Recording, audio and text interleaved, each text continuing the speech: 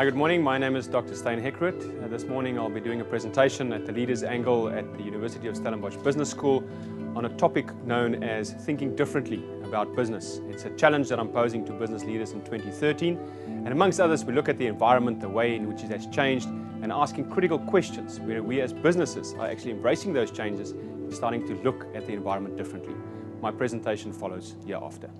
Today we'll be talking about thinking differently about business. More specifically, thinking differently about the business environment. It's a challenge that I pose to business leaders, people like yourself, for 2013 and hopefully beyond.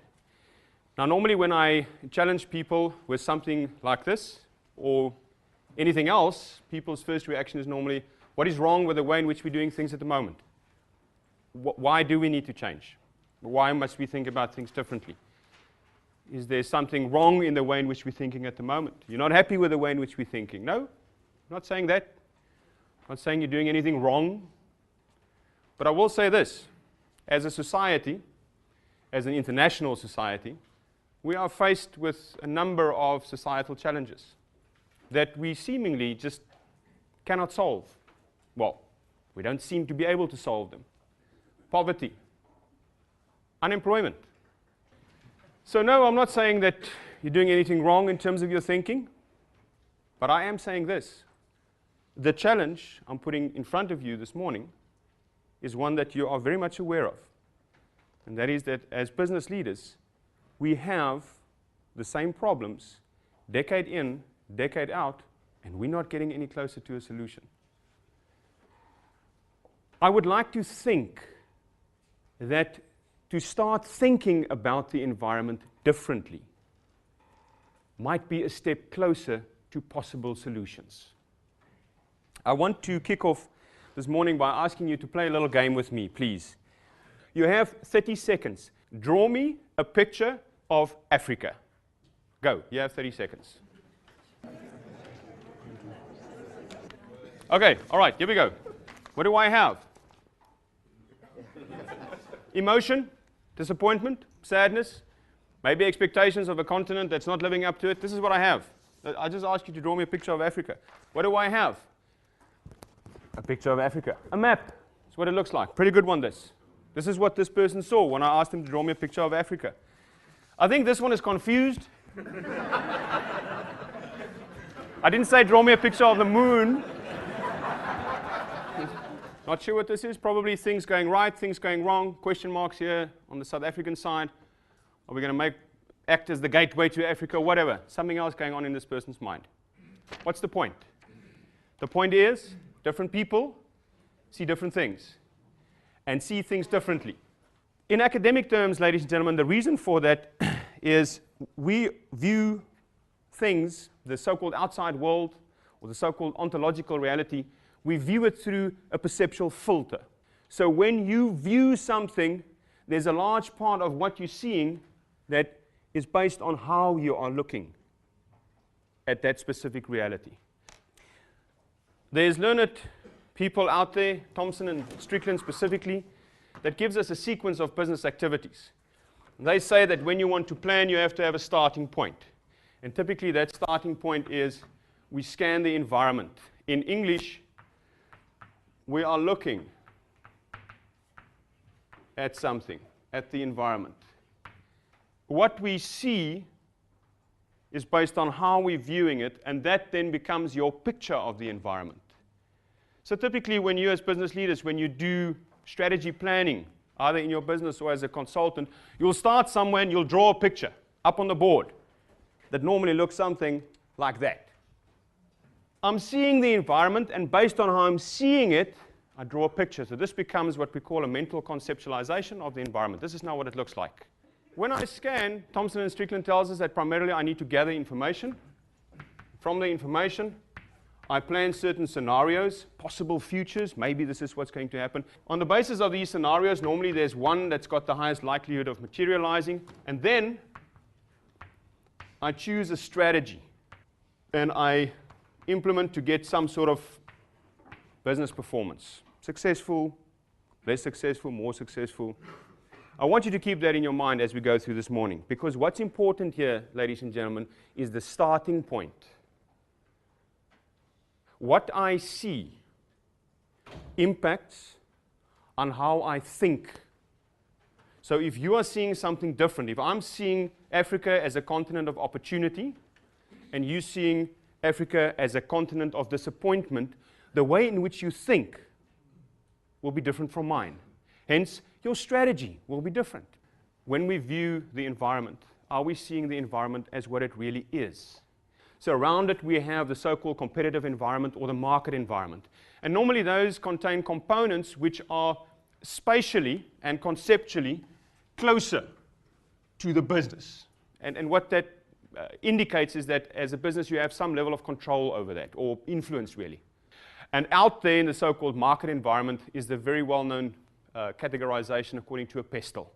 So I have politics, economy, legislation, technology, social trend changes. But they far out, meaning that as a business, I can't really influence it. I can't really control it. I can't really change that. And this is the first thing I want to ask you, or I want to challenge you with. I'm coming forth and saying that a pestle categorization, a taxonomic categorization of the environment, as this one is inadequate. If you think that a customer is still stuck in the competitive environment, in the market environment, where you as a business can have levels of influence, control, make them do what you want them to do, you are wrong. Many a times when you go and you want to buy a pair of Nikes, they don't have your size. You know why? The Fushini Group will order 10 containers, but they will only get 5. Why? Because the supplier, ladies and gentlemen, sits in the contextual environment. It does not sit in the market environment. I want to show you 3 photos. These are photos that was taken by Colgate to advertise their dental floss. I want you to have a look. Tell me what you see. Just have a look. Don't say anything yet. Right. What do you see? Okay, right. Obviously. What else did you see? Okay, there's a hand on the left shoulder on the second picture, in other words. It's a phantom hand. Can you see that? What do you see in that picture that's different? 6 fingers. And the last one, what do you see there? No ear. Now, if that was the environment, I would have seen that. And my thinking about this environment would have been primarily based on that. And my strategy would have been based on that. The second interesting thing is now that somebody has told me that, oh, the guy hasn't got an ear, it's impossible for me to look at that picture without seeing that there is no ear. When we draw the environment like this, it's impossible for us to unsee it like that. Some of the other challenges that I'd like to put forward in terms of the environment. You see those gray sections there. It's known as a system complexus. It's where 2 systems or components in the environment cross over one another, and there's certain pieces of information that is stuck there. Bits of information that lies in that overlap that you cannot obtain by looking at the component in isolation. Which means when I scan the environment, I shouldn't be drawing it as separate little systems, because then that's how I scan it. And there's powerful bits of information in that overlap. So for me to think more completely about the environment and make more appropriate strategy selections, I need to get as a complete basket of information as possible. This is work that was done by a gentleman by the name of Voros, Slaughter, Chu, Beck, Cohen, and Wilbur. They're philosophers and environmental scanners. And what they've done is they've developed this matrix. And the matrix has got 4 quadrants, as you can see there, and 11 levels. These levels are levels of evolvement or evolution, if you want to call it that.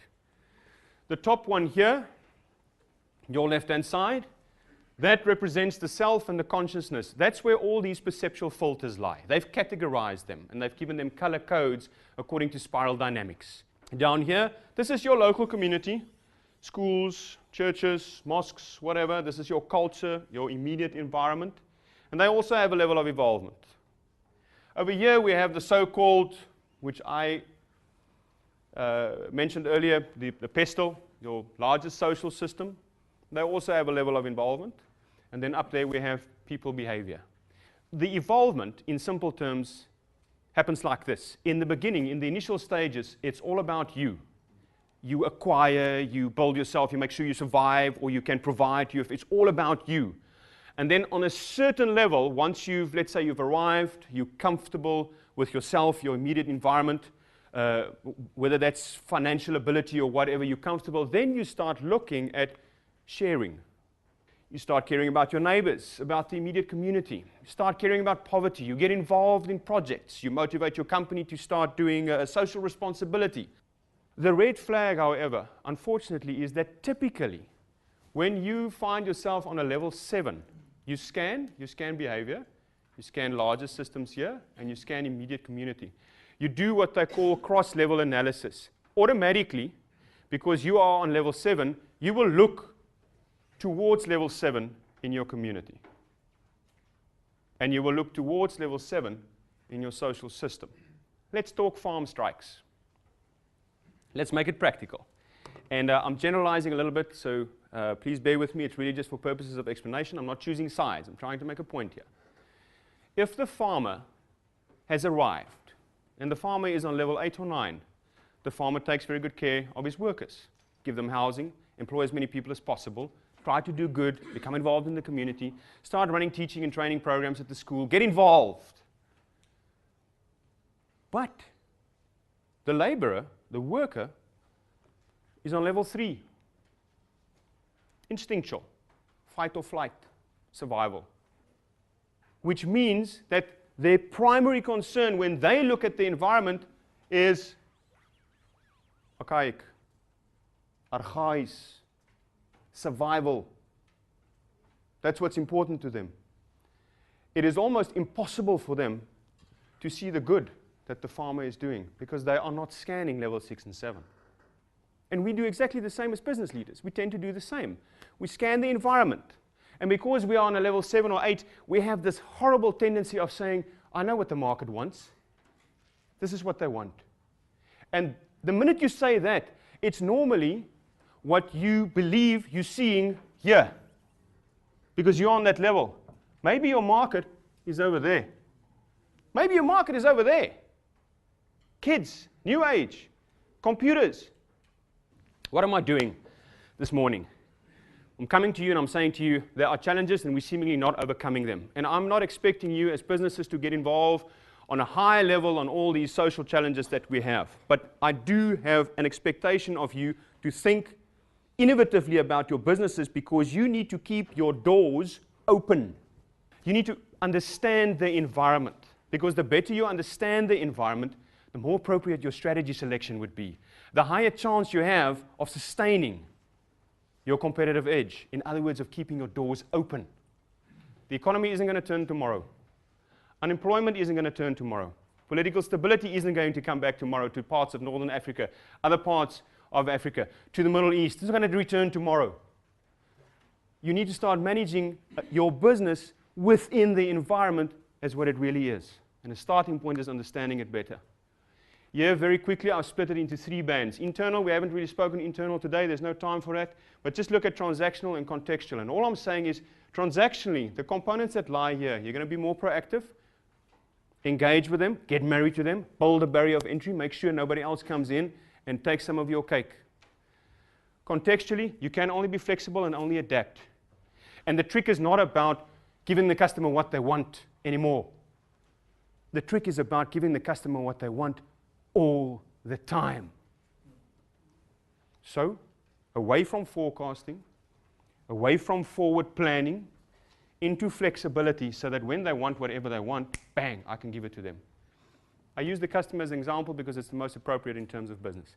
And that's it, ladies and gentlemen. I just thought I'll bring you some of these thoughts on viewing the environment differently in the hope that we can get closer to solutions, not necessarily to societal problems, but in terms of our own strategies in our company so that we can keep our doors open. Look at the environment. Understanding the environment better will most likely lead to better strategy selection, better business performance, and your ability to sustain your competitive edge. Thank you very much. Questions?